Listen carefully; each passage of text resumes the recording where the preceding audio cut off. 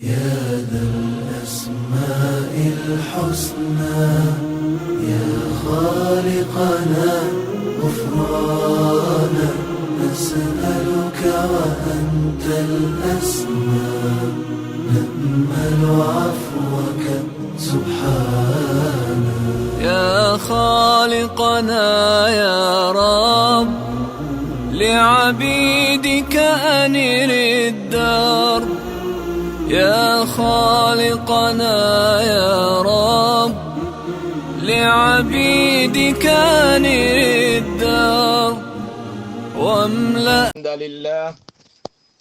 نحمده ونستعينه ونستغفره ونتوب إليه ونعوذ بالله من شرور أنفسنا ومن سيئات أعمالنا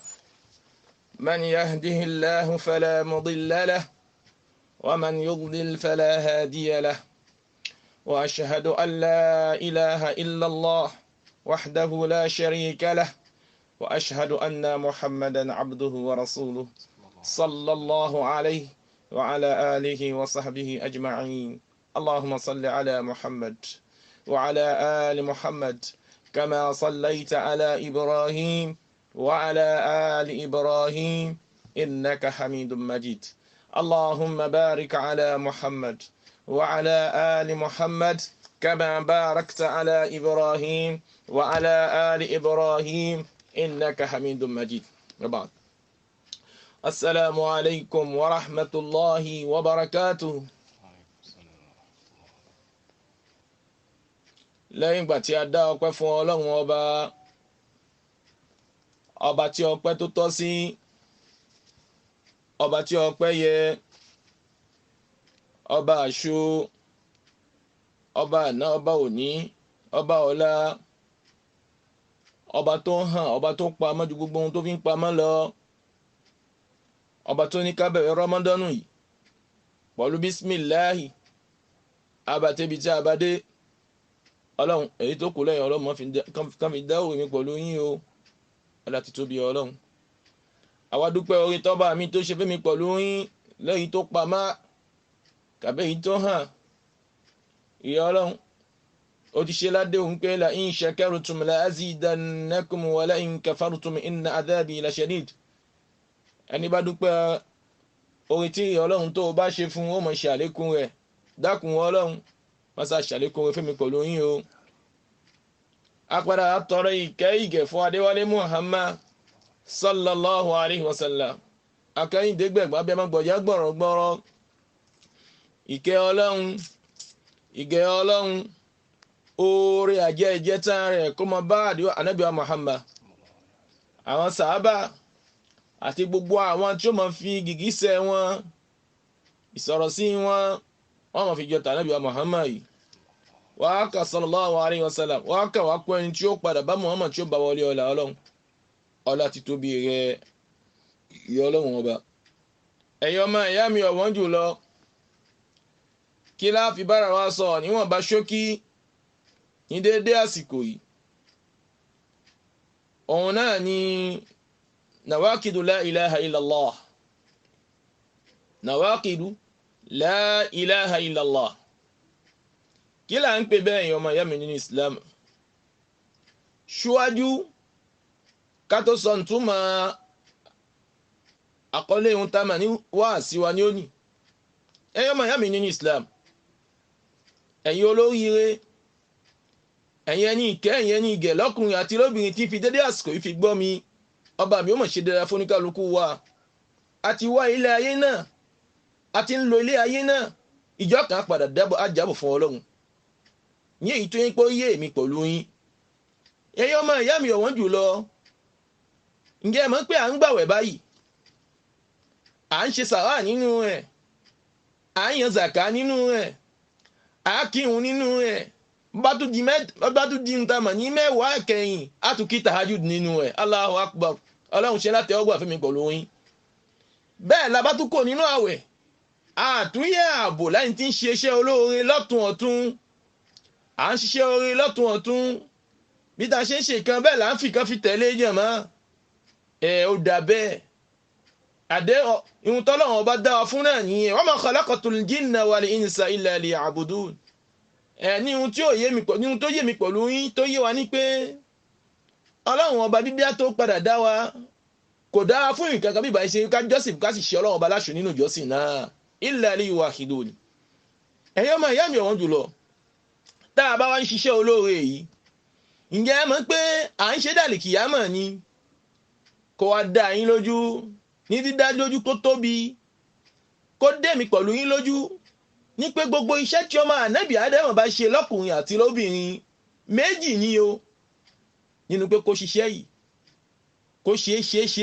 ṣe láyé ní iṣẹ́ yìí nígbà tó bá padà déwájú Ọlọ́run kó sì rí ẹ̀san iṣẹ́ tó ṣe wájú Ọlọ́run Allahu Akbar. Kàbí bẹ́ẹ̀ kọ́ kó ṣiṣẹ́ náà léríṣiríṣi iṣẹ́ náà wọ́n ṣe olóore àmọ́ kó padà déwájú Ọlọ́run kó má rí ohun tá a mà ní ẹ̀san iṣẹ́ olóore tó ṣe. Allahu Akbar. Ọlọ́run ní ṣe bẹ́ẹ̀ fẹ́ mi pẹ̀lú yín. Ó ṣe wá ṣe jàmá nígbà tí èèyàn náwó ó nára ó lò àsìkò lẹ́yìn tí bí ń ṣe Ọlọ́run tí bí ń ṣe gbogbo ìjọsìn jàmá lẹ́yìn tí bí ń súnmọ́ Ọlọ́run nígbà tó ń wà láyé kó wá jẹ́ pé nígbà tó wá padà déwájú Ọlọ́run àsìkò tí ó wá dé láti gba ẹ̀san Ọlọ́run wá padà bá gbogbo iṣẹ́ tó ṣe látòkè délẹ̀ Ọlọ́run bàjẹ́ mọ́ lọ́wọ́. Allahu akbar kabira. Òfò lèyí àdánù lèyí ní àdánù tó tóbi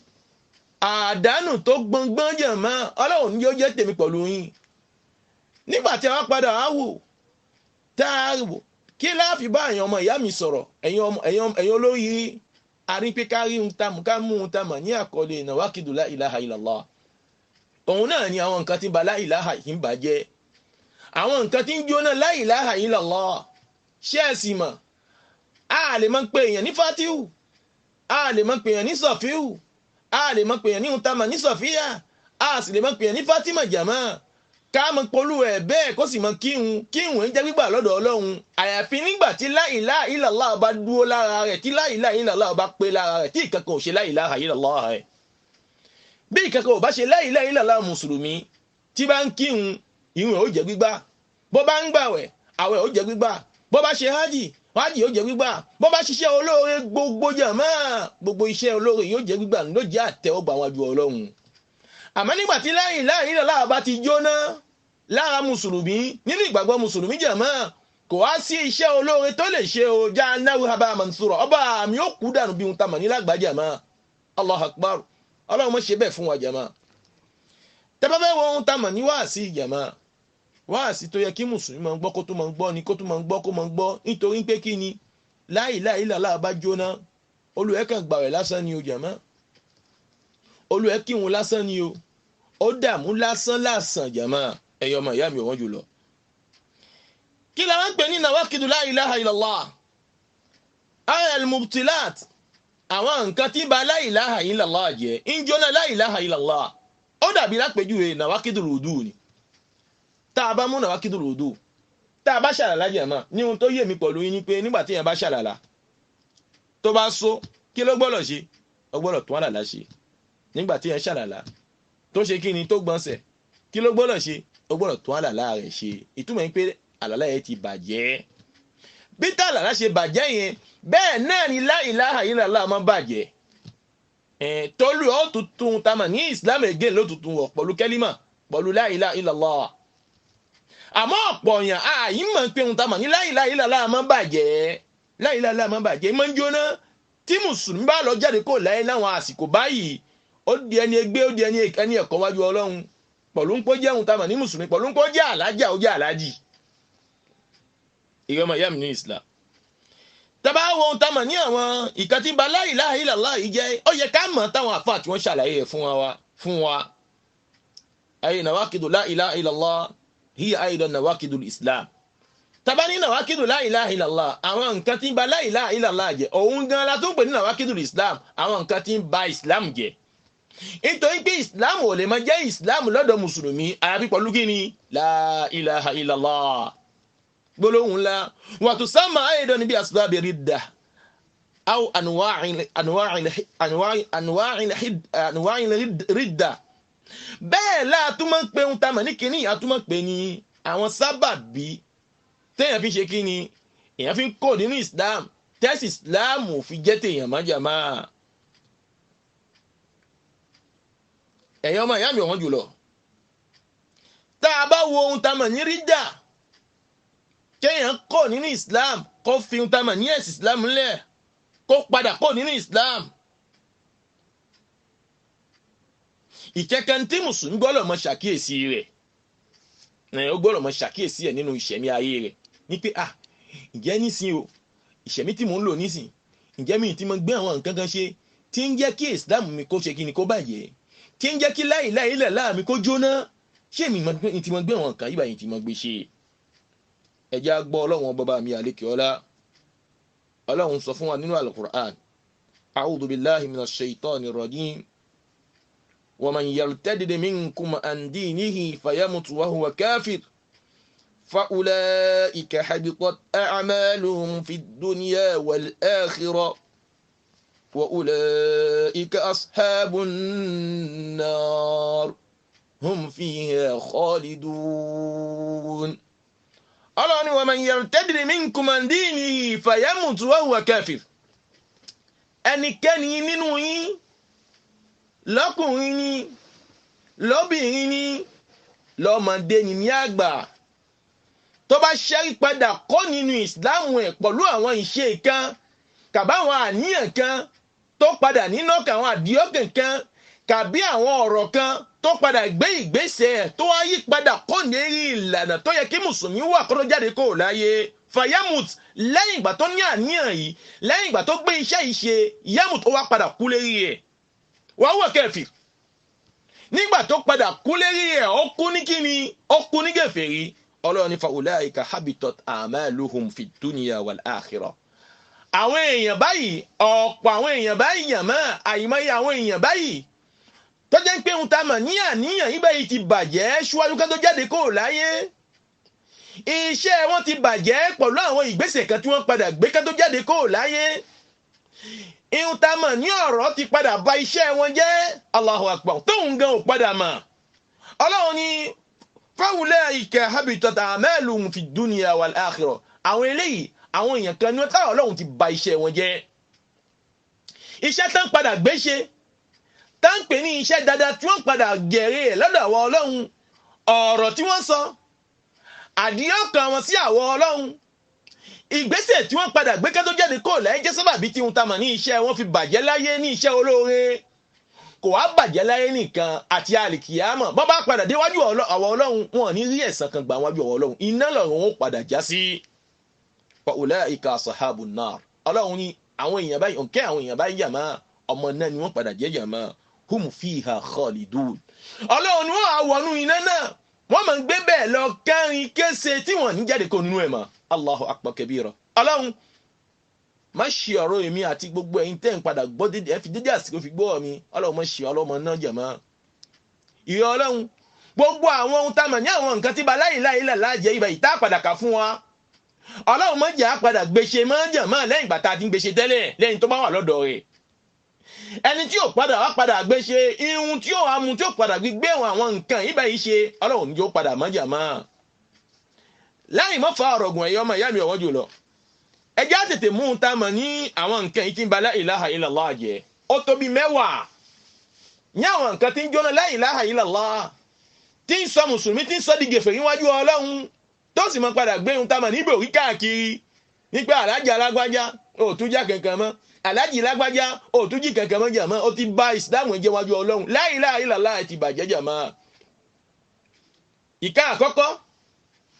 ní àwọn nǹkan tí ń ba la ilaha illallah jẹ́ anáàkìdù ashirku billahi ta'ala. àkọ́kọ́ nǹkan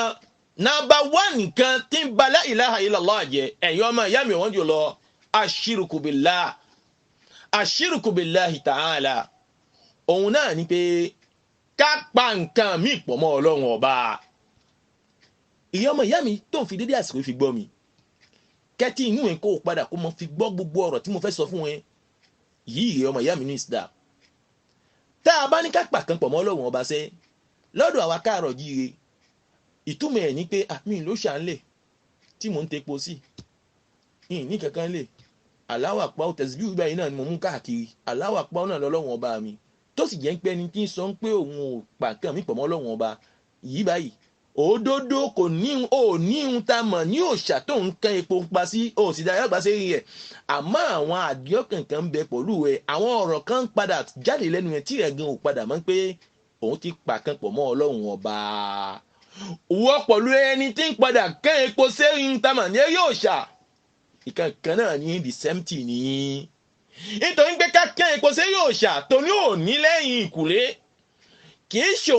ṣe òun nìkan náà lẹ́bọ nínú àwọn ìpín ẹbọ ìpàkẹ́pọ̀ mọ́ Ọlọ́run ọba inú èlò yìí ní wàjàmá. afáwọn sọ fún mi pẹ̀lú pé walmuradu bihi kí la wá gbà lérò pẹ̀lú pé kéèyàn pàkẹ́pọ̀ mọ́ Ọlọ́run ọba kéèyàn wọ́ orogún pẹ̀lú Ọlọ́run ọba kí là ń pè bẹ́ẹ̀. ashirkul akbar òun náà ni ẹbọ ńlá ìpàkẹ́pọ̀ mọ́ Ọlọ́run ọba lẹ́yìn tó tóbi el-mukhriju minal millah èyí tí mo sọ olówó rẹ̀ asọ́dihun tá a mọ̀ ní kí ní gẹ̀fẹ̀rí a sì yọkọ̀ nínú Islam ló yọkọ̀ ní Islam jama ó jẹ́ fatihu náà pé ẹ o àmọ́ lọ́dọ̀ Ọlọ́run tó jẹ́ fatihu mọ́ ẹ ò jẹ́ fatihu mọ́ ẹ ò jẹ́ fatihu mọ́ Allahu Akbar alájà Sọfíà náà pé ẹ ò jẹ́ alájà àmọ́ lọ́dọ̀ Ọlọ́run alájà yẹn ò tún ṣiṣẹ́ mọ́ Islam ẹ ti bàjẹ́ nígbà tó bá gbéhun tá a mọ̀ ní ẹbọ láì tó bá padà gbé ṣe. وذلك أن يجعل بينه وبين الله وسائط àfààní a máa rí ohun tá a mọ̀ ní ẹbọ ńlá yìí tí ó máa jẹ́ ti olú rẹ̀ tí ó ń tọ̀ wọ́n mọ̀ ṣe ẹbọ ńlá yìí ìtumọ̀ ẹ̀ ní pé kí ni tàbí ìkẹta padà gbàlẹ́ òun pé kí ni kí olú rẹ̀ kó ṣe kí ni يجعل بينه وبين الله وسائط kó wá gbé Ọlọ́run ọba kó gbé sí dúró lẹ́yìn ìgbà tó gbé Ọlọ́run ọba sí dúró ó wá ní àwọn àtẹ̀gùn kan tó padà ní pé kóhun tó dé ọ̀dọ̀ Ọlọ́run òun gbọ́dọ̀ gba ara àwọn àtẹ̀gùn yìí kóhun tó déwájú Ọlọ́run ọba gbígbé tó ti padà gbé àwọn àtẹ̀gùn yìí síbẹ̀ fi déwájú Ọlọ́run ó mọ̀ ti pàkan pọ̀ mọ́ Ọlọ́run ọba ó ti ṣẹbọ nínú àwọn nǹkan tí ń jóná la ilaha illallah ni àwọn nǹkan tó wá gbé yìí ní pé kó jẹ́ ohun tá a mọ̀ ní ẹ̀tàrmẹ̀dì ẹ̀ fún ẹ kó jẹ́ ohun tá a mọ̀ ní kí ni àwọn àtẹ̀gùn fún ẹ yìí yẹ̀dùn ó mọ̀ pé àwọn nǹkan yìí báyìí nígbà tó bá nídìí wọn ìwọ náà bá wò ó ń pé òun wà ní gbèsè ayé ẹ ìwọ náà wò dáadáa èyí tó fi pe Ọlọ́run sòsè lẹ́ẹ̀kan náà ó ní àwọn ibì kan tàbí ó ní àwọn ibì kan tó fẹ́ gbà náà kó tó pe Ọlọ́run wa yas'aluhum shafa'a àwọn nǹkan yìí ọmọ tọrọ ohun tá a mọ̀ ní kí ni ìṣìpẹ̀ lọ́dọ̀ wọn wa yatawakkal alayhim ó sì máa padà gbẹ́kẹ̀lé àwọn nǹkan yìí báyìí ọmọ gbẹ́kẹ̀lé wọn ní pé èyí báyìí nípa èyí báyìí àgbọ́dọ̀ mọ́ ni lọ́wọ́ akọ̀yà ni gẹ́gẹ́ táwọn gbọ́ lẹ́nu apá kan níbi akọ̀yà subhanallah la hawla wala quwwata illa billah ìwọ náà bá fẹ́ wo ohun tó padà gbọ́kànlé tó ń pè ní akọ̀yà tó bá wo ni o ọ̀hún pé ò pé Ọlọ́run ọba tó lè kọ ìyà fún ẹ lẹ́sẹ̀kẹsẹ̀ ìyá ọmọ ìyá mi nínú Islam ó fẹ́ gbára àwọn nǹkan kan tó jẹ́ àwọn nǹkan tí ẹ náà gan mọ̀ pé kò dáa ló fẹ́ fi kọ̀yà fún ara rẹ Ìsìlámù ẹ̀mọ̀ ti bàjẹ́ la ilaha illallah ẹ̀mọ̀ ti jóná aw yastaghithu bihim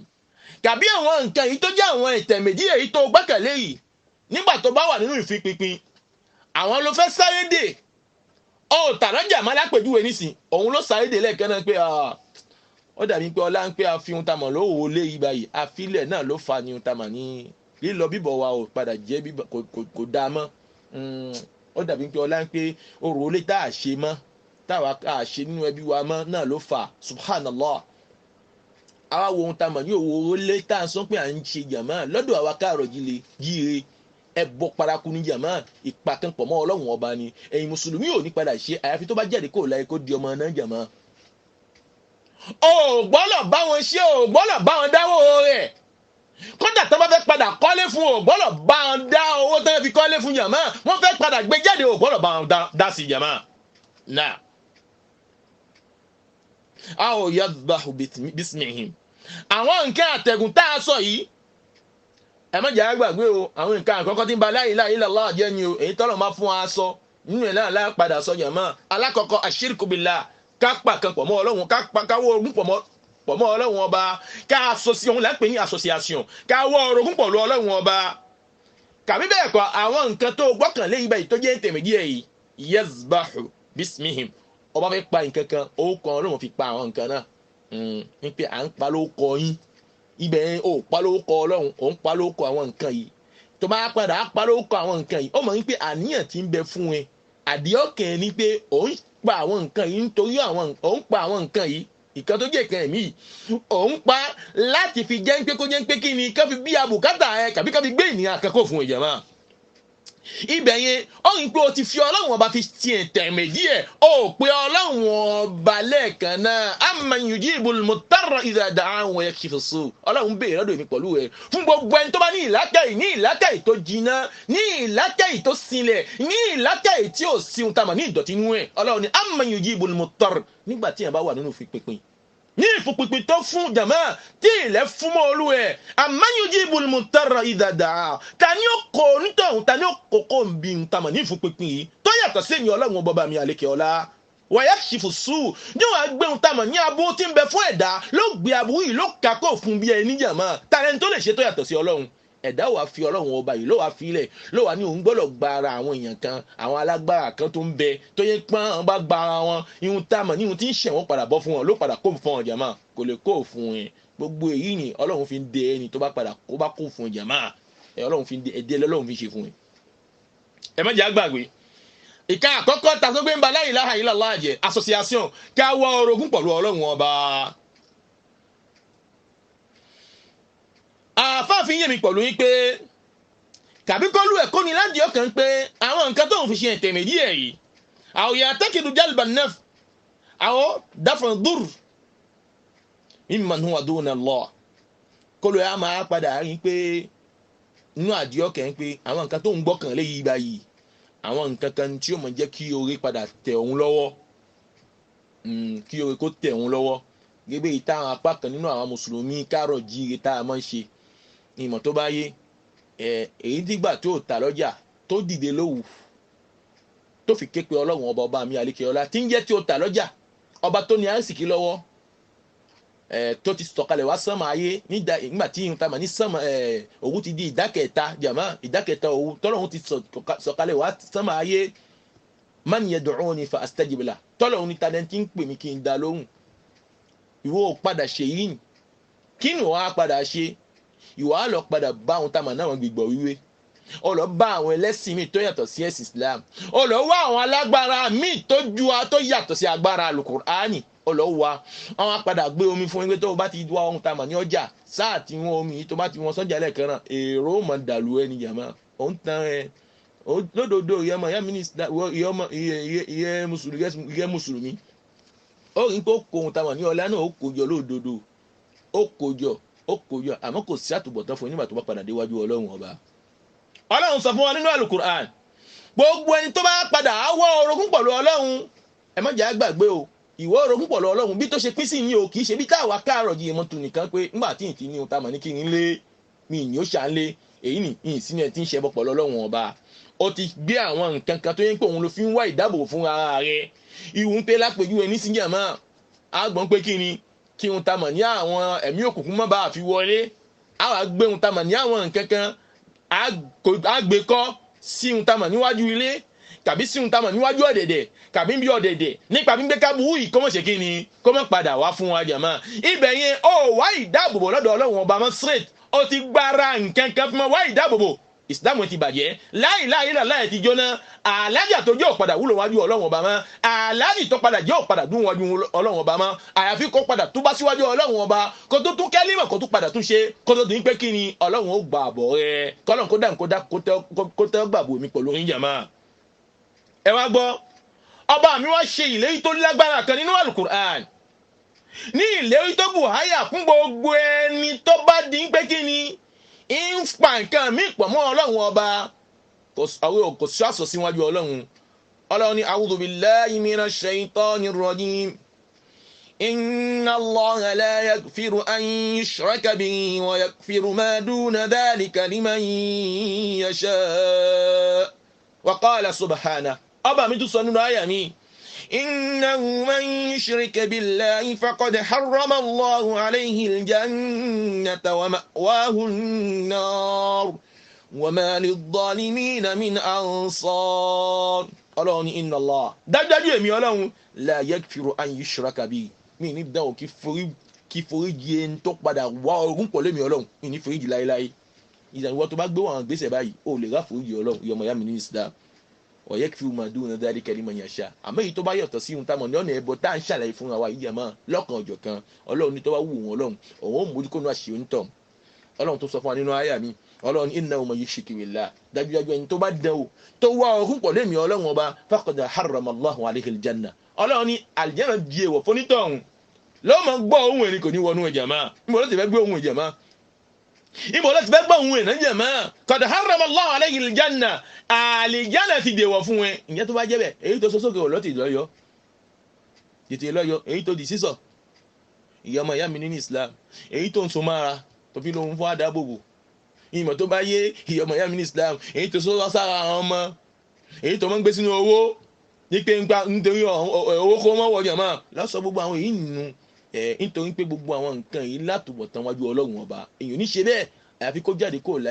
kó láyé ní jáde kó láyé gèfèrí ní jáde kó láyé mushrik jama olùṣẹbọ náà ló jáde kó láyé jama.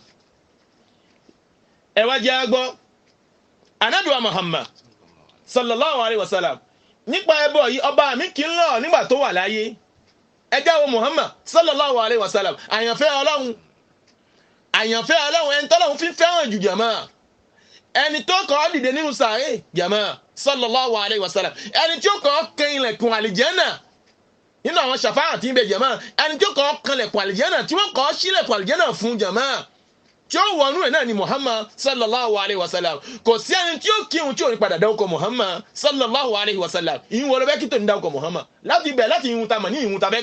abẹ́ pé òun nígbà tó bá sọ ashhadu an la ilaha illallah kí ló mọ́ sọ́lẹ̀ kan náà ashhadu anna Muhammadan rasulullah ọba ẹgbẹ́ kan bẹ́ẹ̀ ni ọba kí òun bù ṣe yẹ mọ́ ó tún ṣe àṣà nífa nàbí wa Muhammad sallallahu kódà lọ́dọ̀ Imam Shafi'i ẹ̀yọ́ mayá mínísítà gbogbo ẹni tó bá kí òun nígbà tí ò bá kadà ṣe sọ̀rọ̀tù Ibrahimiyya tá à ń pe sọ̀rọ̀tù Ibrahimiyya lásán o àní sọ̀rọ̀tù Fatihi o kò sí ohun tá à ń ṣe o kò sí ohun tí mùsùlùmí ń ṣe o ẹ̀yọ́ mayá mínísítà mẹ́jà tán ara wa jẹ́ o jàmá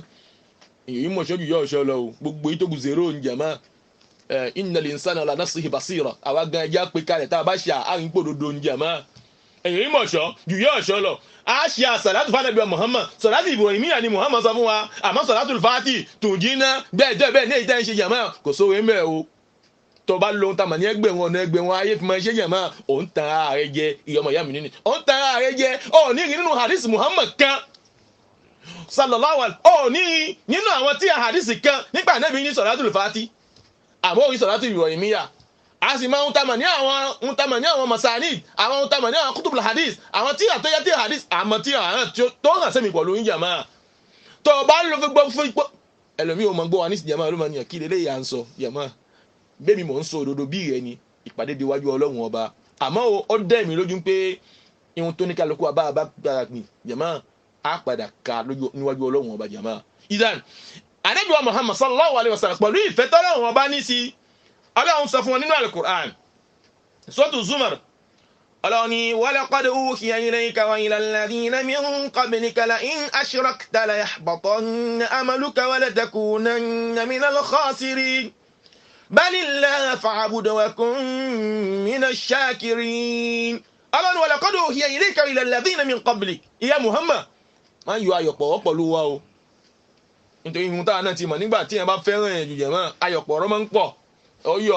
ayọ̀ àmọ́ ọlọ́run wọn bá sojú abẹ́kọ̀ fún Muhammad kó tó jáde kúrò láyé laqad uhiya ilayka wa ila alladhina min qablik àsọsílẹ̀ tá a fẹ́ sọ fún yìí àwọn ẹni tó ṣíwájú ẹ̀ nínú àwọn ànábì àti kẹwọn náà nílò ẹ̀ ǹjẹ́ wọn náà gbà ti yẹ kó tó lọ jàmá la in ashrakta bó bá dẹ̀wò bó bá wọ orogún pẹ̀lú àwọ̀ ọlọ́run léyìí tá ń ṣàlàyé fún wa lọ́wọ́lọ́wọ́ jàmá la yahbatanna amaluka àwọ̀ ọlọ́run ó bàṣẹ́ rẹ̀ Muhammad àbàṣẹ́ rẹ̀ jẹ́ minal khasirin bó bá padà díwájú ọlọ́run ọba ó ní wà láàrin àwọn ẹni ìkẹ́ o ní wà láàrin àwọn ẹni ìgẹ̀ o ìyẹn Muhammad sallallahu alayhi wa sallam ìtumọ̀ nípa àlìjẹ́ lòun jẹ́ ti yẹ o ọba mi sojú abẹ́kọ̀ fún Muhammad le plus aimé ẹni tọ́lọ̀ fi ń fẹ́ràn jù jàmá nígbà tọ́lọ̀ ń sọ bẹ́ẹ̀ fún Muhammad jàmá ẹni tọ́lọ̀ fi ń fẹ́ràn jù tí Muhammad sì ń gbọ́ kò ṣe ẹbọ ìwọ ọ̀dọ̀ tí ń gbọ́ jàmá ìwọ ìbá yìí tó ń gbọ́ mi tí ìwọ sì wá ń padà á tún padà ṣe ẹbọ síwájú Ọlọ́run ó ti sọ pé irọ́ o nígbà tó bá bí èèyàn àtúmọ̀ tí àtúmọ̀ tó ra bí ni o jàmá ó ń tan rẹ̀ báwo ló nígbà tó wà nínú oyún jàmá ta lóṣù ẹ jíbọ́ Ọlọ́run ọba ni gbólóhùn burúkú ni o ní pé àràgbélayé o lè làmọ́ sọ lọ́dọ̀ ta lẹ́bí máa ń rà nígbà àgbé láyé níbo ló ti fẹ́ rà ọ̀rọ̀ ayé lọ́dọ̀ àwọn ẹ̀ńtẹ́yọ láyé kàbí ọ̀rọ̀ ayé lọ́dọ̀ ọba tó dá ayé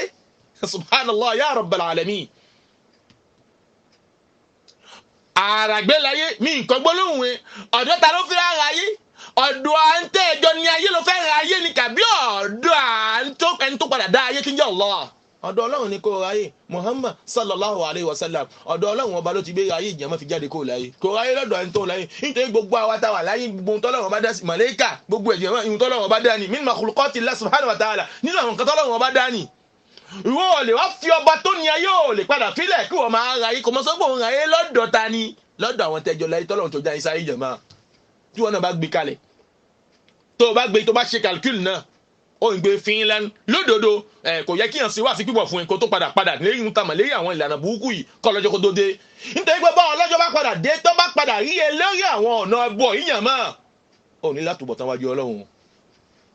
àwẹ̀ tó gba 0 ìrun tó kí 0 sàrà tó ṣe 0 zaka tó yan 0 gbogbo iṣẹ́ lórí tó ṣe 0 ọlọ́run ọba ó padà kú dànù fún ọjà mọ́ ò rí ní ẹ̀san kan wájú ọlọ́run ọba iná lọ́lọ́run tó fi ṣeun tamọ̀ ní ibùgbé ẹ̀ gẹ́bí tá ṣe rí nínú àyàtọ̀ àkà fún aṣíwájú jàmá tó bá wá jẹ́ bẹ́ẹ̀ ẹjẹ́ asáyé kó mẹ́jẹ̀ máa káwo ohun tamọ̀ ní anákìdò thani ìka tí ń jóná la ilaha illallah ẹlẹ́kejì ìka tí ń jóná la ilaha illallah ẹlẹ́kejì ní ìmọ̀ tí ó báyé kí ni ẹlẹ́kejì jàmá ẹlẹ́kejì fẹ́ súnmọ́ tamọ̀ ní alákọ̀ọ́kọ́ àmọ́ àwọn àfáà wọn ní àwọn wá mú tamọ̀ ní ẹlẹ́kejì yìí àwọn tó wá padà dayanrí ọlá kíni ọlá ń pé ọ̀pọ̀ nù yẹn tètè mọ́ kó sínú àwọn àṣìṣe yìí báyìí pàtàkì yìí àwa káàrọ̀ jíire jàmá pàtàkì yìí àwa káàrọ̀ jíire àti gbádùn tamọ̀ lọ́nà ẹbọ jù jàmá ẹsẹ̀ kan bàtà ẹsẹ̀ kan jìgá ẹsẹ̀ kan bàtà ẹsẹ̀ kan jìgá ìgbà wọn la fẹ́ bọ́ àlìkìyàmọ̀ sì ti súnmọ́ pẹ́mipẹ́mi pọ̀rọ̀ yín ìtàbà bá ti sáàtù wà ní shaqqal qamar ìyàmọ̀ yẹn ní Islam àlìkìyàmọ̀ ti súnmọ́ má ṣe ń pọ́ ìjọ mélòó ló kù fún ẹ ìjọ mélòó ló kù fún ẹ ó sì ń sáré ayé náà ó ń sáré ayé náà alhakumut takathur hatta zurtumul maqabir ó ń sáré ayé náà gbogbo ọ̀nà tó bá fẹ́ gbà ló fẹ́ fún jàmá bó bá kọ wájú sí àfa ó tà bó kọ èsì ó tà àmọ́ bí tó ṣe fẹ́ ta ò fẹ́ bá ti ọlọ́run fẹ́ bá tà nábì Muhammad mu ó ṣe jẹ́ bẹ́ẹ̀ ọ̀nà ẹbọ yìí ti pọ̀ jàmá lọ́dọ̀ àwa káàrọ̀ jíire ẹjá tó bá jàmá ẹjá tó bá ká padà gbá la ilaha illallah ẹjá padà gbà mú gbogbo ohun tí bá wọ́n ṣe wá ẹjá padà gbé lọ sí ìlànà ọlọ́run ìlànà nábì Muhammad sallallahu alayhi wa sallam gbogbo tó bá dé láyé ẹ ìyọmọ ìyá mi ní Islam má wọ àyàn kan lọ alùsùn náà ni kò mọ wá lọ pẹ̀lú gbogbo problem tó bá ṣe é ó rí ọ̀nà àbáyọ ní ọ̀nà àbáyọ tó tọ́ àmọ́ ohun tí wọ́n ṣe wá ni pé ó ti bú àwọn alùsùn náà ó ti bú wọn títí kò lè jẹ́ ó lọ sọ́dọ̀ wọn bó fa àwọn gbọ́n fi bú wọn ó fi ṣòro fi bú wọn jàmá ó wà nínú àwọn kan tí ba la ilaha illallah jẹ́ tá bá débẹ̀ bá bá sì débẹ̀ náà nǹkan wọn pé tó bá ti ṣe bẹ́ẹ̀ jàmá la ilaha illallah ti jóná ìsìlámù ti bàjẹ́ lọ́dọ̀ yẹn kẹ́ mọ́ gbọ́n pé àwọn oní hijab àwọn aborímọ́bò kankan jàmá subhanallah ní pé hijab wọn kàn bó bẹ́ẹ̀ ni o inú wọn ò mọ́ o tiẹ̀ ń kọ́ ṣó sì mọ́ jàmá kí láàmì tó fi mọ́ gbé jáde fún akáwò jàmá nípa àwọn aborímọ́bò kankan ẹlòmíì mọ̀ sọ pé tí n bá rí ẹ pẹ̀lú ìjáàbù náà báyìí ṣe máa rí wọn inú wọn ń bí mi ni wọn gbọ́ alájù báwọn náà pé alájì súnà alájà súnà a sì sọ bẹ́ẹ̀ áhàlù súnà la máa ń sọ ọláńpọ̀ bá mi rí ń pé ohun tá a mọ̀ ní ohun tó fẹ́ ṣe èyí ó fẹ́ fi ẹnu ẹ̀tẹ́ fi kan àmì ohun ọlọ́run ayé ahọ́n nígbà tó fẹ́ sọ ó wá rí pé dáadáa ọlọ́run yí ahọ́n náà ṣé òun ló pàṣẹ fáyán jẹ̀mọ́ òun ló dá ahọ́n náà ọlọ́run yí ahọ́n yẹn bí tó ṣe yí ni tó bá padà sẹ́yìn jẹ̀mọ́ bí tó ṣe yí tí tó fi ọnu sáré yẹn Allahu akbar kabira ọlọ́run ní ṣìyà ní tèmi pẹ̀lú ìyàmá. ìdán ihun tá a mọ̀ ní ẹlẹ́kẹ̀ẹ́jì kan tí ń ba ìsìlámù jẹ́ tí ń ba la ilaha illallah mùsùlùmí jẹ́ tí ó mọ̀ kí òun tọ́lọ́run ò nígbàwẹ̀ tí ò nígbàwẹ̀ ló gbàwẹ̀ bá mi ò nígbàwẹ̀ jàmá. man ja'ala baynahu wa bayna Allahi wasa'id yad'uhum wa yas'aluhum wa yatawakkal alayhim kafara ijma'an. ìyẹn bí ta ṣe ṣàlàyé fún wa ẹ̀yìn gbọ́ fẹ́ jọ tà kọ́kọ́ àmọ́ àwọn àfáà ní àwọn padà mú èyí báyìí àwọn padà ṣe ní blọ́gìdì àwọn padà ṣe ní blọ́gìdì àwọn padà ṣe ní ohun tamọ̀ ní blọ́gìdì ọ̀la ń pé kí ni àwọn èèyàn pọ̀ nínú ohun tamọ̀ lọ́nà ibà ìjàmọ́ tójọ́ ẹ̀nà ẹ̀bọ̀ yìí kí wá ní ohun tamọ̀ ní nákìlù sáání ọ̀hún náà ni man ja'ala baynahu wa bayna Allahi wasa'id ẹni tó yẹ pé kí ni ó fi ohun tamọ̀ ní àwọn àtẹ̀gùn sáàrin ẹ̀ jàmọ́ àwọn àtẹ̀gùn ọ́fíìsì àti àárín ọlọ́run ọba ń pe àwọn nǹkan yìí ń sì ń tọrọ ń sì ń pe àwọn nǹkan yìí ń sì ń béèrè kan lọ́dọ̀ àwọn nǹkan yìí wẹ̀ tawakkala alayhi ń sì ń gbẹ́kẹ̀lé àwọn nǹkan yìí. àwọn àfáà ní káfọ̀rọ̀ ijman ìwé eléyìí tí wọ́n ti ṣe gèfèrí yóò jẹ̀ mọ́ ní ọ̀hún táwọn ọ̀pọ̀ ní àwọn àpapọ̀ àwọn àfáà tí wọ́n ṣe kíni tí wọ́n ṣàlàyé fún wa jẹ̀ mọ́. ó ń pè lọ́tùn alẹ́ ló fẹ́ pè jẹ̀mọ́ ọ̀sán ó fẹ́ pè ní jẹ̀mọ́ gbogbo àwọn nǹkan yìí ìlànà burúkú ni jẹ̀mọ́. kódà kọjá àwọn màlẹ́kà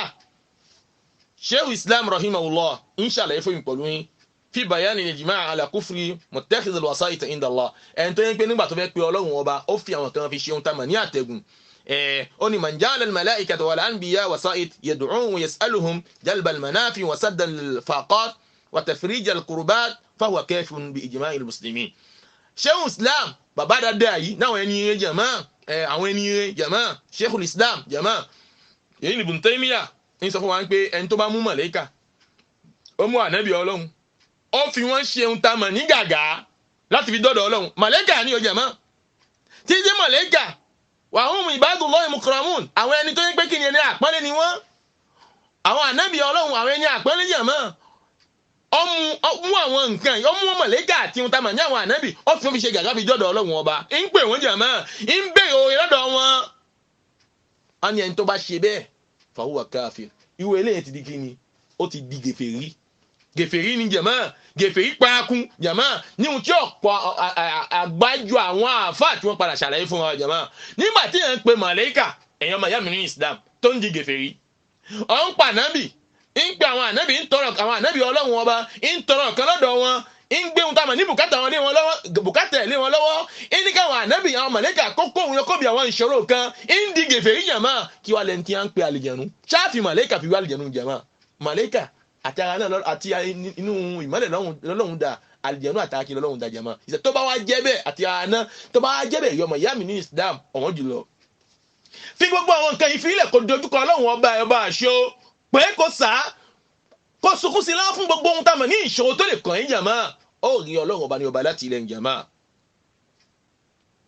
ọlọ́run sọ fún wa nínú Al-Qur'an a'udhu billahi minash shaitani rajim wa ya'buduna min dunillahi ma la yadurruhum wa la yanfa'uhum ويقولون هؤلاء شفعاؤنا عند الله قل أتنبئون الله بما لا يعلم في السماوات ولا في الأرض سبحانه وتعالى أما يشركون سورة يونس يعبدون من دون الله Ọlọ́run ní àmọ́ bẹ nínú àwọn èèyàn kan wọ́n máa ṣe àwọn nǹkan kan tó yẹ pé kíni tó yàtọ̀ sí Ọlọ́run àwọn nǹkan tó yàtọ̀ sí Ọlọ́run wọ́n máa pe àwọn nǹkan yìí ما لا يضرهم ولا ينفعهم àwọn nǹkan tí ò lè ní wọn lára kò sì lè ṣe wọn láǹfààní ẹ wọ Ọlọ́run bí tó ṣe yẹ̀yẹ́ ìwọ̀n kan náà Ọlọ́run ní ohun tó gbé dání kò lè ní ẹ lára bẹ́ẹ̀ ni ò lè ṣe láǹfààní subhanallah ìyẹn tó fẹ́ pe ohun tó pè ihun tó fẹ́ pè ta ló dá kí n náà ṣe bọ́ lọ́hùn ìyẹn tó fẹ́ pe nǹkan tó fẹ́ pè ṣe bọ́ lọ́hùn ló dá ihun tó fẹ́ pè ta ló dá kí n náà Ọlọ́run wọn ní ihun tó fẹ́ pè yẹn ò lè ní ẹ lára kò lè kó àǹfààní kan bẹ́ẹ̀ jàmá kò lè ṣe láǹfààní kan jàmá Ọlọ́run yẹ̀yẹ́ kí n náà jàmá ó sì tún kún díẹ̀ jáwọ́ díẹ̀ ọmọ ìyá mi ní Islam kò gbá Ọlọ́run ọba kò gbá mú kò mọ́ pọ̀ òun nìkan náà ni ìwọ̀n tí wọ́n ṣe wá nípa ìfẹ́ kú láàmú fi sáì káàkiri láàmú sáì káàkiri ní pé kí nìyẹn lè lò ní ìsìn tó ń gbé àfà ikú náà tẹ̀ jìnnà sí àwọn olórí sì gbádùn kí nìyẹn pípọ̀ jàmá ní pé kí nìyẹn lè lò ní ìsìn ikú náà báyìí wọn náà yẹn ń kú wọn wọlé lọ yí báyìí jàmá náà lẹ́fì àwọn olówó jàmá mọ́ sọ jàmá tẹ́wọ́n àti má sọ fọ́ lówó ní ìsìn náà pé bàbá ẹ̀ ní kú mọ́ lónìí ló dáa fún ẹ ló dáa fún ẹ àmọ́ tó bá lọ sọ ọkùn lọ́dọ̀ ló wàhálà wọ́n fún ọ lọ́wọ́ ló dáwọ́ ẹ̀dú ó yàmá kò fẹ́ kú àti ẹni tó sọ máa ń yàmá kọ́dà ẹni tó sọ ẹ̀ mọ́ kú mọ́ yàmá níbo ló wà jàmá tààtàlá ó ti bẹ lábẹ́ ilẹ̀ yàmá kọ́lọ́hún dáhùn kó mú àwọn ṣe bá wa. nípa ohun tá mọ̀ ní ìwádàgá sí àárín Ọlọ́run àti ohun tá mọ̀ ní ẹwú Imam Ibn Qayyim al-Jawziyya yàtọ̀ sí Ibn Qayyim al-Jawziyya tó yàtọ̀ sí Ibn Qayyim al-Jawzi Ibn Qayyim al-Jawziyya èyí tó yàtọ̀ sí al-Jawzi náà Ibn Qayyim al-Jawziyya yìí òun náà lọ́mọ lẹ́kẹ́ Ibn Taymiyyah Sheikhul Islam ìmọ̀ tí ó báyìí náà rahimahullah ń sọ fún wọn pé wa min anwa'i shirk nínú àwọn ìpín tí ẹ bọ́ tá a padà ṣàlàyé rẹ̀ fún wa talabul hawa'i min al-mawta wal istighathah bihim òun náà ni ìmọ̀ tọrọ ohun tá a mọ̀ ní bùkátà lẹ́dọ̀ ohun tá a mọ̀ ní àwọn òkú tó ti kú káàsì mọ́ sọ́wọ́ kẹ́ kọ́ ẹ̀kọ́ mi ìṣòro ẹlòmíì gbádùn ẹ̀ kíkan díẹ̀ kó tó ṣe díẹ̀ báyìí lẹ́kẹ̀ẹ́ ló fọ́ fi hàn yé ìyá mi Àlàkẹ́ yé ìyá mi Fatima má gbàgbé mi lọ́hùn o abiyamọ yìí sùn o jẹ̀mọ́ ẹ ti ba láìláìláì jẹ́ láìláìláì ti jóná nítorí pé kí ni ìyá nígbà tó dààmú lérí yẹ tó bá yẹn bá tẹ̀ jẹ́ ní tó ní làákà ìjẹ̀wọ̀n ó tẹ̀ ní pé lárí jẹ́ nítorí nígbà tó dààmú láyé yẹ tó dààmú tó fi tọ́jú rẹ̀ tó wá kú nígbà tó bá ṣe dára tó fi sí òtún kó tó máa dààmú nínú sàárè tó bá wọn náà bá jẹ́ ní tó ní làákà kódà ò bá gbọ́ wá sí ọgbọ́n ọmọ gbé kan burúkú ló ṣe bọ̀sì wọ́n sì gbé ìsìlámù tó padà kọ́ fún ẹ ní pé kí ni Imam Qayyim sọ fún wọn pé talabul hawaji minal mauta ká mọ padà tọrọ àwọn bẹ̀zú èyí pé bùkátà lọ́dọ̀ òkú tó ti kú walistighosa bihim nígbà tá a bá fẹ́ kí ni tá a bá wà nínú ìpínpín àtùmọ̀ tọ̀ lọ́dọ̀ ohun tá a mọ̀ ní àwọn kí ni òkú yìí báyìí wọ́n ní ẹbọ ni o nínú àwọn ìpín ẹbọ ni wàtàwájú ilayhim ká máa dojú gbogbo ìṣẹ̀mí ayé wa ká máa dojú ẹbọ ohun tá a mọ̀ ní òkú tó ti kú jàmáà kì í ṣe ìlànà mùsùlùmí gidi tí ń retí láti wọ àlùjánnà gbogbo mùsùlùmí tó bá ṣe bẹ́ẹ̀ o la ilaha illallah ti jóná la ilaha illallah ti bàjẹ́ ìsìláàmù ti bàjẹ́ àyàfi kan tó tún padà tún kẹ́límà ṣe kí láń pè ní kẹ́límà ó ṣe ashhadu an la ilaha illallah wa ashhadu anna muhammadan abduhu wa rasuluhu ó tún padà di mùsùlùmí padà nítorí pé kí ni ìsìláàmù ti bàjẹ́ nígbà yẹn ìyọmọ yẹn nínú ìsìláàmù ó ti bàjẹ́ ẹlòmíì gbádùn ti yá yẹn gan jàmáà a tún padà síbẹ̀ nípa mẹ́ta mọ́ tọrọ ohun ká mọ́ béèrè ìrànlọ́wọ́ lọ́dọ̀ ya ẹlòmíì ọmọ sọ́gbẹ́ ṣó bí àmì bá wà láyé nísìnyí gbogbo ìyà tí ń jẹ mí yìí ò ní jẹ mí o subhanallah gbólóhùn burúkú ní pé ìyà tí ń jẹ mí bàbá mi bá wà láyé ní gbogbo ìyà tí ń jẹ mí ìyà yìí ò ní jẹ mí o nígbà tí ìyàwó aláyé tí bàbá wà láyé ta ní ṣe fún ẹ ìyá kọ́ ní ṣe fún ẹ ọlọ́run ní ràn yà ṣe ìjàmá ẹjá gbẹ̀tọ̀ wa kọ́ ọlọ́run ọba jàmá ẹjá gbẹ̀tọ̀ wa fọ́ ọlọ́run ọba ẹjá má sọ àníyàn wa ká má sọ mọ́tẹ̀ dá ẹjá sọ àníyàn wa tọ́ ọlọ́run ọba mi àlékè ọlá ọba alágbára kò í ṣe èèyàn kì í ṣe ẹranko kì í ṣe kẹ̀kẹ́ jàmá la ta'khudhuhu sinatun wala nawm ọba tí ò tó gbé ni jàmá tí ò sì padà sùn jàmá ta ló wà padà wà tí ó ní ìtamọ̀ ní àwọn sífàt àwọn ìròyìn ìbàdí tó jọ ti ọlọ́run ọba jàmá kò sí nígbà tó bá jẹ́ bẹ́ẹ̀ ọba àṣọ ni jàmá ọba àṣọní jàmá ní ọba àṣọní ẹjẹ gbẹ́kẹ̀lé ọlọ́run ọba ní èmi pẹ̀lú inú gbogbo ohun tá a mọ̀ ní ìṣẹ̀mí ayé wa àwọn àrí ọlọ́run ọba ní ọba látìlẹ́yìn ní àtìlẹ́yìn tó bù háyà àrí ní àtìlẹ́yìn tó gbọngbọ́n jàmá kọ́nà kó dáhùn kó ń rèmi pẹ̀lú yín ṣe. Sheikh Ibn Qayyim wá sọ fún wọn pé wa hadha aslu shirkul alam fa innal mayyit qad inqata'a amaluhu wa huwa la yamliku li nafsihi naf'an wala darra. Imam Ibn Qayyim sọ fún mi pẹ̀lú yín pé òkú tó lóun pè iṣẹ́ ẹ̀ mọ̀ ti gé ìmọ̀ tó bá yé kò ní àbú kò lóore kan tóun gan lè ṣe fún ara rẹ̀ kò láburú kan tóun gan lè ṣe fún rẹ̀ ìwọ sì ń pè láyé ìwọ sì ń pè láyé kíkan tó ṣe ẹjẹ ẹlẹ́kẹ́ náà yóò ṣó ìyá mi Àbẹ̀ní ṣó abiyamọ ìsùn o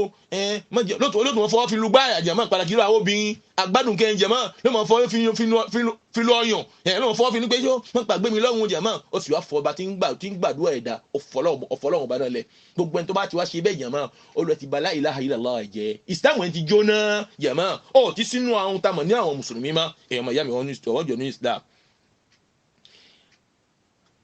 ẹ̀yọ́mọ̀ ìyá mi wọ́n jù lọ nígbà tó bá di ohun tamọ̀ ní aago mẹ́rin kù ṣẹ́jú mẹ́wàá lógo tí ọlọ́run a máa fi àyè béèrè lẹ̀ fún gbogbo ẹni tí ẹ bá fẹ́ béèrè kí ọlọ́run bá kó mú àrùn ṣe ẹ bá wa jàmá. náà anákìdí saris la ilaha illallah yẹ tí sì ń jẹ́ kí islam kó jóná ma lam yukaffir al-kafir alladhi ittadaha kufru fil qur'an wa sunnah. ìmọ̀ ṣẹlẹ̀ ńgbà míì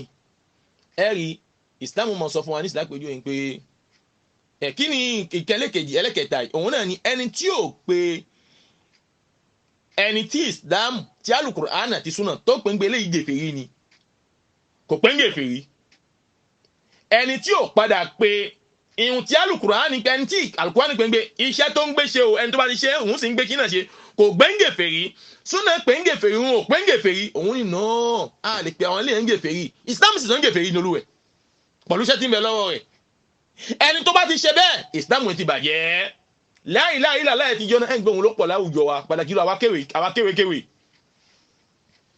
pàtàkì ìlú àwa tá a kéwèé fọ́nsẹ́ ni ó máa dàbò lẹ̀ ìyọ́mọ ìyá mi nínú islam bí pẹ́ńtẹ̀ bí pẹ̀lú fọ́nsẹ́ ni jàmọ́ fọ́nsẹ́ ni ó máa dàbò lẹ̀ ní pé pàṣẹkẹ́ jàmọ́ ló máa ṣe mathematics pẹ̀lú ọ̀rọ̀ ọlọ́run jàmọ́ ó máa kú bẹ́ẹ̀ ò mọ̀ kú bẹ́ẹ̀ ẹni tí bá ń ṣe bẹ́ẹ̀ jàmá tó bá bímọ wúwọ́ ọmọ bẹ́ẹ̀ kó dá lórí pé òun ò rí ọmọ gidi bí o jàmá nítorí pé wọ́ ọmọ tí ó padà bẹ ẹ̀yìn ẹ̀jẹ̀ nígbà tí ó bá padà sí láyé nìyẹn ẹgbọ́n wọn ní gbogbo ẹ̀ inú àwọn kẹlẹ́kẹ̀ẹ́ta tí ń jẹ́ kí ìsìlámù yẹn kó bàjẹ́ kó jóná téèyàn ó kó nínú ọgbà mùsùlùmí jàmá máa lámì kẹfìrì kẹfìrì ẹni tí ò padà pé gèfèrí ẹni tọ́lọ́hun tí ìsìlámù tó pè ní gèfèrí tí gèfèrí yẹn sì ó sì hàn à ń gbé gèfèrí ìsìlámù pè ń gèfèrí ìwà débẹ̀ wọn nínú àgbọ́dọ̀ pé ń gèfèrí àfààní sàáwù kẹ́nẹ̀lì kẹfì yahudiyan aw nasraniyan ọjọ́ yahudi ní kàbọ́jẹ́ náà sára ẹ̀yìn lọ́dọ̀ àwọn ẹlòmíì jàmá lẹ́mọ̀ sọ fún yín pé òun ní ohun tá a mọ̀ ní àwọn ẹlẹ́sìn kejì nínú ọ̀dọ́ tán lẹ́gbẹ̀ẹ́ lé tòun ẹlẹ́sìn kejì ẹ̀sìn kan sọ́nà ẹlẹ́sìn gèfèrí ẹ̀sìn kan yín jẹ́ ẹ̀sìn kejì àgbọ́dọ̀ sọ ń gbé ẹ̀sìn kejì jàmá ẹ̀ka mọ́tò bá sọ yahudi ká sọ nasara ẹ̀sìn kejì ẹ̀sìn kan náà lọ́lọ́run ọba sọ inna dina inda Allah islam ẹ̀sìn kan lẹ̀sìn lọ́dọ̀ ọlọ́run náà ní islam ọlọ́run wá sọ pé lẹ́yìn islam o ẹ̀sìn mi padà tẹ̀lé jama idan sawaء kana al-kafir yahudiyan aw nasraniyan aw majusiyan aw mushrikan aw mulhidan aw ghayra dhalika min asnaf al-kufr aw shak fi kufrihim kódà bọ́ọ̀lù ẹ̀ ò bá padà pọ̀lú ẹ̀ nígbẹ́ lápẹ̀lú ẹ̀ kí ẹ̀ mọ̀ sọ ní sílápẹ̀lú ẹ̀ pé àwọn nàṣọ́ mi wà náà tí ìṣẹ̀lẹ̀ sí islam mi wà tó yẹ pé àwọn ń ṣe dáadáa gan ni o ìwé ẹ̀ dá gan ni o ǹjẹ́ àlẹ́ pé lẹ́yìn gèfèrí ní mo sọ fún yín pé ǹjẹ́ àlẹ́ pé wọlé ǹjẹ́ àlẹ́ pé ní gèfèrí kò tẹ́ mi lójú àwọn lè ṣe gèfèrí o kódà ẹ̀ mọ̀ ní mùsùlùmí tó mọ̀ bẹ́ẹ̀ lọ́dọ̀ àfáàn pé irú ta mọ̀ ní gèfèrí ní sílápẹ̀lú tó kọ́ mọ́sáàsì ǹjẹ́ ó lè wọ náà báwo ṣe ní wọ náà gbà lọ́wọ́ náà ìgbà tó ju bá ti ṣe islam ló wọ náà náà ní jẹ̀mọ́ kódà tí ẹ̀ bá tún ṣe dúdú sí irun ta mọ̀ ní kúfúrú wọn àfáàfin hàn pé láìláì lọ́dọ̀ ti jóná òun ṣe dúdú sí kúfúrú ẹ̀ lẹ́yìn irun ta mọ̀ ní gèfì ṣe gèfèrí ẹ̀ ní pé Allah akbar ló tún mọ̀ gbọ́ ọlọ́ọ̀bá tóbi ní pé náà òun mọ̀ wo ìwà ọmọkùnrin náà títí àwọn eléyìí báyìí ṣe àwọn eléyìí ò lè wọ náà o tó bá kú sí ẹbọ tó kú sí ẹbọ jẹ̀mọ́ gèfèrí ni ló wọ náà nítorí pé irun tó jẹ́ ìyàtọ̀ tí ò lè fi wọ náà láyìn àpọ̀lù mùsùlùmí pé la ilaha illallah kò wá sí la ilaha illallah kò sí láàárẹ̀ àwọn ògbọ́dọ̀ máa wo ohun tamọ̀ ní dáadáa tó ń ṣe jẹ̀mọ́ káà gbé dáadáa yẹn ká máa sọ pé kí ni Islam pé ń gèfèrí kó ọmọ pé ní ohun tamọ̀ ní gèfèrí yẹn tí ì sì ṣe mùsùlùmí ní ìpìlẹ̀ jẹ̀mọ́ zalika bi anna Allah qad kaffarahum ọlá ń pé ohun tamọ̀ ní ọlọ́run gan ó ti pè wọ́n gèfèrí wa hadha alladhi lam yukaffiruhum qad dadda Allah wa rasulahu falam yukaffiruhum ẹni tí ò bá padà pé ń gèfèrí jẹ̀mọ́ èyí ni Yahudi àti Nasara jẹ̀mọ́ tí ò bá padà gbẹ́ngẹ̀ fèrí jàmá ó ti lọ kọ́tọ̀ ọlọ́run ọba ó ti sọ ìdákejì ń tọ́lọ́run ọba sọ jàmá Allahu akbar ṣé ìwọ ló àmọ̀ nìkàbọ̀ ọlọ́run ọba ló mọ̀ ani fayajibu an yukaffira al-muslim man kaffarahu Allah ó wá tọ́ ọ̀run èèyàn nígbà tí ọlọ́run bá pe èèyàn kan gèfèrí nígbà tí ọlọ́run bá pe èèyàn kan tó bá pè ní gèfèrí jàmá tàwa náà ní pé kí ni gèfèrí náà ní gẹ́bí àwọn Yahudi kàbí àwọn Nasara wa man ashraka billah ẹni tó wá sì ṣe ọgbọ́ síwájú ọlọ́run pé eléyìí báyẹn bọ́ ni bẹ́ẹ̀ náà ní a mú padà pé gẹ́bí tọ́lọ́run ṣe pè é yẹmá kàbí bẹ́ẹ̀ kọ́ kẹ́lẹ́ mi máa sọ pé kí ni a ò sáhà mazhabahum kàbí ká máa rí èèyàn kó máa jẹ́ pé ohun tá a mọ̀ ní ìlànà àwọn gèfèrí ó gbádùn ohun tá a mọ̀ ní ìlànà ó gbádùn ohun tá a mọ̀ ní ìlànà ìlànà àwa tí a bá fẹ́ pè ká mọ̀ pé lérí 96 24 11 20 96 24 11 20 ìdàn kàbí bẹ́ẹ̀ kọ́ kárí mùsùlùmí tó ń pé kí ni ìlànà àwọn Yahudi yìí ó gba ìlànà náà ó gbà wọlé kí pé kí ẹ̀ mọ̀ sọ lápẹjù pé no tó bá wọ ohun tá a mọ̀ ní ilé ìjọsìn wọn náà ó ń pé no kí ni wọ́n da gan ni système de fait wọn náà bí wọ́n ṣe máa ń jọ́sìn náà ó ń pé kò sí lọ́dọ̀ àwọn mùsùlùmí subhanallah gbólóhùn burúkú ó ti gbádùn ọ̀nà wọn gbẹ́gbádùn tó ń gbádùn tamọ̀ ní ọ̀nà wọn yẹn oúnjẹ sábàbí tí láìláì láì fi ń bàjẹ́ jàmọ́ ẹ̀ ń pé kíní yìí pọ̀ nínú àwọn ìṣe wa ó pà nínú àwọn ọ̀rọ̀ wa pàtàkì yọ ẹni tí ò bá padà ké tó bá kéwù jàmọ́ tí ń pẹ́ àwọn tí ń gbé fúnransẹ́ nìkan ni wọ́n ń ké jàmọ́ wọ́n tẹ̀lé mọ́ ṣubú sínú àwọn nǹkan yìí jàmọ́ ló fi yẹ kémi pẹ̀lú jàmọ́ ẹ jẹ́ káwọn ọmọ abẹ́ bá ṣe ń kéwì ẹ̀mọ̀ jẹ́ ké ìmọ̀ Al-Qur'ani mọ́ àti mọ́ hadith anabi wa Muhammad sallallahu alayhi wa sallam Ọlọ́run sọ fún wa nínú Al-Qur'ani pé innal ladhina kafaru min ahli al-kitabi wal mushrikina fi nari jahannama khalidina fiha أولئك هم شر البرية إن الذين كفروا من أهل الكتاب Ọlọ́run ní àwọn tó ṣe kèfèrí nínú àwọn táwọn Ọlọ́run bá tá fún ní tírà àwọn tó ṣe kèfèrí nínú àwọn táwọn Ọlọ́run tá fún ní tírà òun náà ni àwọn Yahudi àti Nasara ibẹ̀ yẹn á ti mọ̀ pé kí ni náà. Alo náà ibẹ̀ yẹn nígbà tọ́lọ́run ní innal ladhina kafaru min ahlil kitabi wal mushrikin ibẹ̀ yẹn Ọlọ́run ní dájúdájú àwọn tí wọ́n ṣe gèfèrí nínú àwọn táwọn Ọlọ́run tá a padà fún ní tírà ibẹ̀ yẹn àwọn tá a sì fún tírà yẹn àwọn náà ni àwọn Yahudi àti Nasara ibẹ̀ yẹn Ọlọ́run pè wọ́n gèfèrí àánú pè wọ́n gèfèrí títí dìgbà tí wọ́n tá a mọ̀ náà òun lòun ò ṣe gèfèrí mọ́ bá wọnú Islam orúkọ yẹn kò lè rí rẹ̀ àgbọ́dọ̀ wàá rí Nasara kan nísìnyí kéèyàn kan máa sọ pé náà bàbá tá à ń sọ ibà kódà ní máa ń rìn lọ́mọ́kà gan lára gan ẹni tí wọ́n rìn lọ́mọ́kà gan ẹ wá sọ pé gèfèrí ẹ gbọ́dọ̀ pé gèfèrí o àyọ ọpọlọ kọ́ra mọ́ fi ń tò ìfi ọpọlọ ìfi tó ọmọ ìyá mi nínú Islam. Ọlọ́run sì ní sọ fún ọ nínú Al-Qur'an laqad kafara alladhina qalu inna Allaha thalithun thalatha Ọlọ́run ni wọ́n mọ̀ ti ṣe gèfèrí ni wọ́n yẹ̀ mọ́ àwọn tí wọ́n sọ pé kí ni Ọlọ́run wọn ń pe Ọlọ́run ọba ní mẹ́ta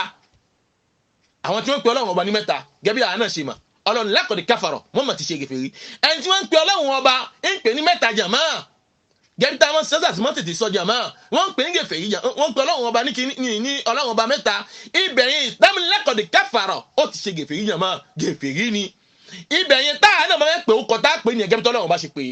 àwọn òní wá sọ́gbọ́n ọlọ́gbọ́n jẹun tá a mọ̀ ní kíni ẹbí wa ká máa sọ pé non c'est notre frère familial ní pé kíni báwo náà pé ìyẹn ìmọ̀ tó bá yé àmọ́ bu omi sí kò sí omi búbù sí jàmá.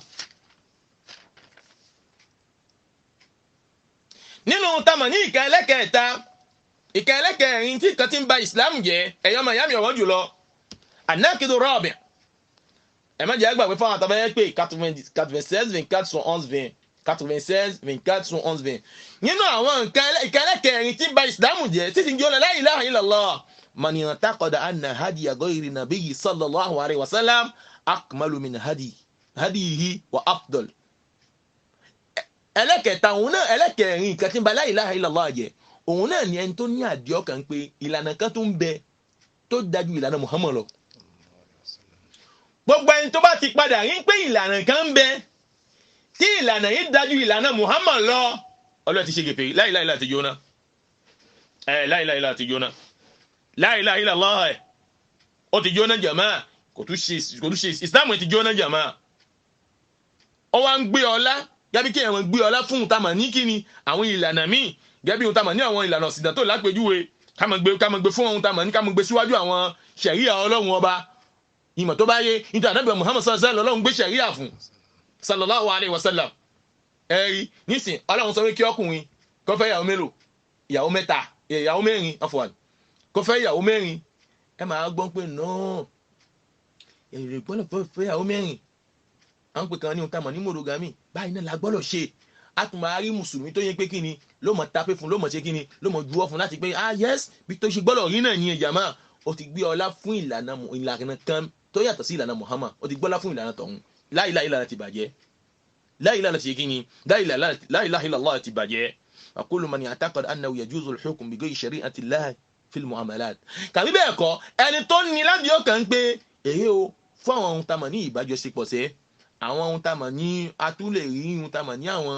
ọ̀nà míì láti fi mọ bára wa ṣe yàtọ̀ sí èyí tí Islam tó gbé kalẹ̀ gẹ́gẹ́ al-hudud lápèjúwe nísìn al-hudud èyí ni ìdájọ́ ká dájọ́ fún yàn èèyàn bá ṣe báyìí nísìn èèyàn bá jalè nísìn ẹ̀yìn Islam ní ká gé lọ́wọ́ ọ̀tọ̀ pẹ̀yì láyé kìlọ̀ àní lè ṣe àmì yóò gbọ́dọ̀ gbé sọ́kàn pé èyí tí wọ́n ní ká ṣe yẹn tá à ń ṣe láyé òun ló lọ́lá ju Muhammad lọ èèyàn gbọ́dọ̀ níbẹ̀ nínú àdìọ́kàn rẹ̀ abadan bí yàrá ti ní bẹ́ẹ̀ nínú àdìọ́kàn rẹ̀ ìmọ̀ tó bá yé ó ti bà la ilaha illallah jẹ́ Islam sọ fún obìnrin gbé kí ni sọ fún Ànábì Muhammad kul azwajika wa banatika wa nisa'il mu'minin yudnina alayhinna min jalabibihinna ìyá Ànábì Muhammad sallallahu alayhi wa sallam bá a sọ fún ìyàwó rẹ̀ làṣà ìtẹ́ bìnrin ọ̀dọ́ ni